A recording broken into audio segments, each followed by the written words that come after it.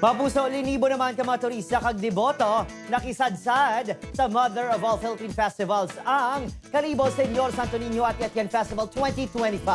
Nakatutok John Sala.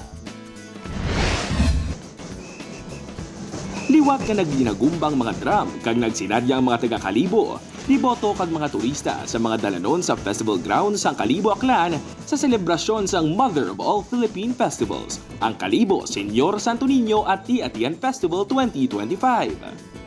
Sa hirinugyaw nga viva kay Señor Santo Niño, puwera pasma, bendisyon ni kami. Katupong sang enerhiya sa mga nagasadsad ang ilang mapag-on nga pagtuo kag debosyon kay Señor Santo Niño.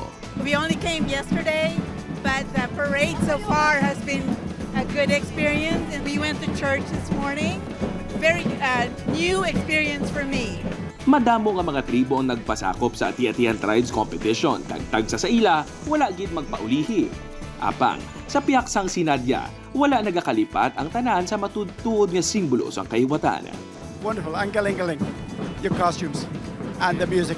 Sa Pilgrim's Mass, napuno ang St. John the Baptist Cathedral kag Pastrana Park. Kaya nga mag-ayo, man ang may nagamasakit sa amon, mag-ayo.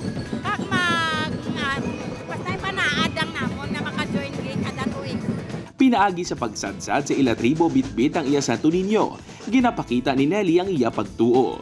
Pinapasalamat po namin na maganda yung panahon at bigyan po tayo ng magandang buhay ng ating Panginoon at sana lahat ng mga manonood at nag-ano na silver ng Santo Niño ay bigyan ng lakas para makaati-atihan sa sunod. Mabuhay! Si Tatay Anthony Gani, ang iya po, ginpabayuan pa sininga daw si Niño Jesus.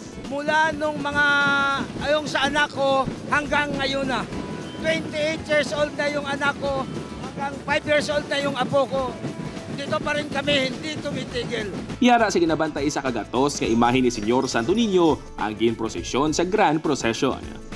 Upod kay Hans Desierto, John Sala. Juana, Western Visayas.